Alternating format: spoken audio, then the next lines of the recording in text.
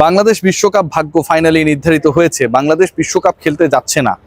বাংলাদেশ ভারতের মাটিতে বিশ্বকাপ খেলবে না, কারণ ভারতের নিরাপত্তা ব্যবস্থা, ভারতীয় সরকার থেকে বাংলাদেশ যেন বিশ্বকাপ খেলে সেরকম কোনো ধনাত্মক অ্যাক্টিভিটি ভারতীয় ক্রিকেট বোর্ডের, বাংলাদেশ ক্রিকেট বোর্ডকে মানানোর ক্ষেত্রে কোনো ধরনের রোল না থাকা এবং আইসিসির পক্ষপাতদুষ্ট আচরণে বিরক্ত হয়ে আপকামিং টি-20 ওয়ার্ল্ড কাপ বাংলাদেশ না খেলার সিদ্ধান্ত গ্রহণ করেছে।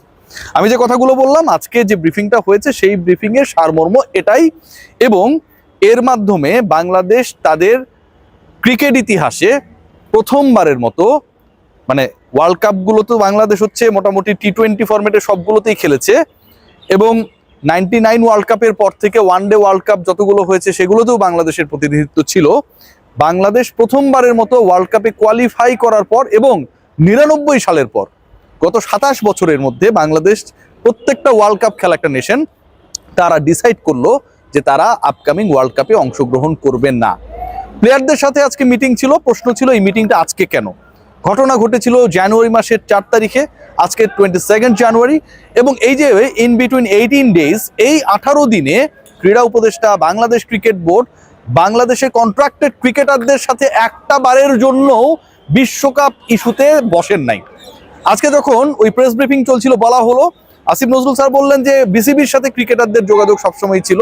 তিনি হয়তো সেভাবেই জেনেছেন, সেটাই তিনি বলেছেন যে বাংলাদেশ ক্রিকেট বোর্ড তাকে জানিয়েছে আমাদের সাথে যোগাযোগ রয়েছে, কিন্তু ক্রিকেটারদের সাথে বাংলাদেশ ক্রিকেট বোর্ড কোনো মিনিমাম কমিউনিকেশনস রাখে নাই রিগার্ডিং দিস ইস্যু। আমি বলছি না ভারতে যেই ক্রিকেট খেলতে হবে, মুস্তাফিজ অপমানিত হয়েছে, আমাদের ডিগনিটিকে ছোট করা হয়েছে, কিন্তু আমি যখন জানি আমি ইন্ডিয়া গিয়ে ওয়ার্ল্ড কাপ খেলবো না, এবং আমি যখন জানি আমি ওয়ার্ল্ড কাপ খেলতে চাই এবং সেটা বিকল্প কোনো একটা ভেন্যুতে, তখন ওই বিকল্প ভেন্যুতে আমি ওয়ার্ল্ড কাপ খেলার জন্য যে কূটনৈতিক তৎপরতা, যে ডিপ্লোম্যাটিক চ্যানেলগুলো মেনটেন করার কথা, সেই জায়গায় যে আমি ফেইল করেছি।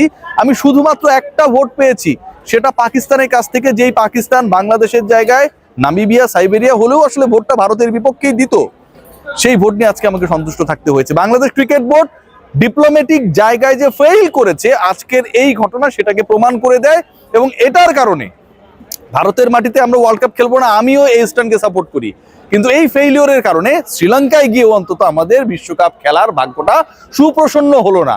শ্রীলঙ্কাও জানিয়ে দিল যে বাংলাদেশের সাথে যদি তার গ্রুপ চেঞ্জ হয় বা বাংলাদেশ যদি সেই বি গ্রুপে চলে যায়, তাতে তাদের আপত্তি রয়েছে। খুব ভালো হয়েছে। খেয়াল করে দেখুন, ইন্টারেস্টিং কিছু ফ্যাক্ট আপনাদের সাথে শেয়ার করি। এই যে বাংলাদেশ না খেলার সিদ্ধান্ত নিল, আফটার দ্য টি-20 ওয়ার্ল্ড কাপ, ইউ নো বাংলাদেশের টি-20 র্যাঙ্কিং কত হবে? টি-20 র্যাঙ্কিং হবে 21, 21তম টি-20 দল হিসাবে বাংলাদেশের র্যাঙ্কিংটা হবে। প্রথম 20-এর মধ্যে এই বিশ্বকাপ শেষে বাংলাদেশের র্যাঙ্কিং থাকবে না।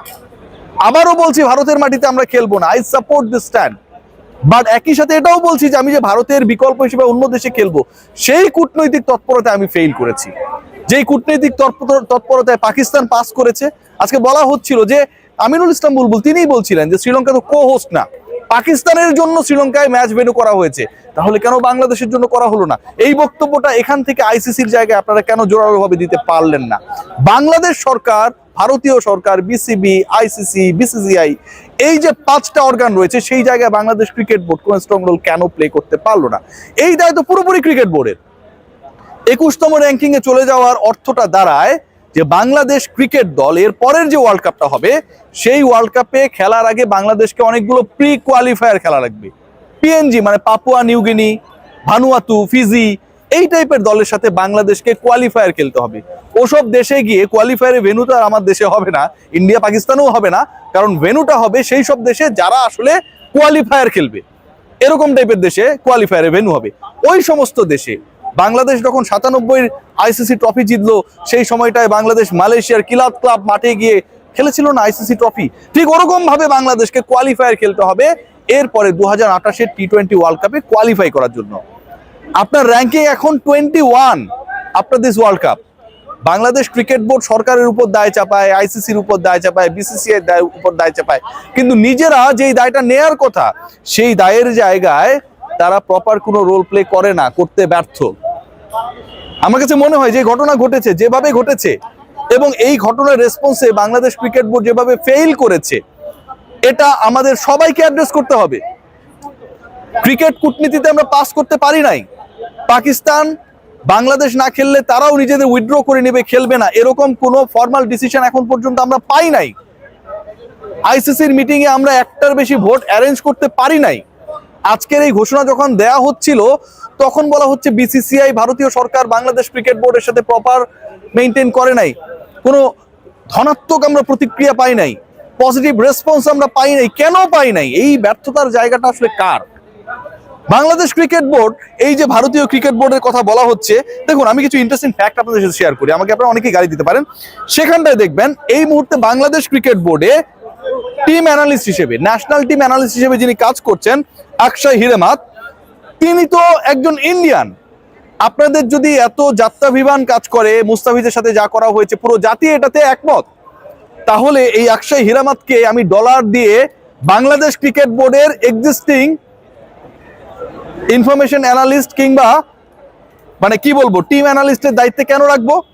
আমিনুল ইসলাম বুলবুল একদিকে বলছে আমরা ইন্ডিয়াকে পছন্দ করি না, যাব না, সিকিউরিটি থ্রেট রয়েছে, তারা আমাদের সাথে এটা করেছে ওটা করেছে।